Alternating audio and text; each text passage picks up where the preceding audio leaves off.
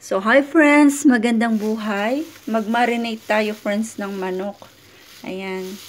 So, frozen chicken to. Dinefrost ko na siya at saka binabad ko siya sa tubig na may asin for more than 1 hour para mawala yung lansa. So, hindi na siya malansa friends. Ngayon ay i-marinate natin siya dahil i-grilled natin to. So, isa lang para sa akin lang yan. Alright, wala pa yung mga kasama ko, nasa trabaho sila, kaya bahala sila sa buhay nila, kung anong kainin nila.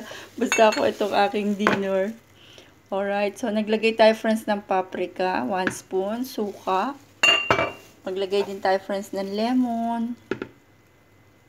Alright, so estimatein nyo lang, lagay tayo ng lemon juice yun. Ito friends ay olive oil. Ayan, olive oil. Maglagay tayo ng salt, sea salt, at pepper. So, i-marinate natin to friends ng 1 oras, tsaka natin to iihawin. Yan. Babad lang natin friends para ma-absorb ng ating manok yung ating ingredients. See? So, ganyan lang kadali. Ito napaka-healthy to na dinner. Super healthy nito kasi ito po ay iihawin.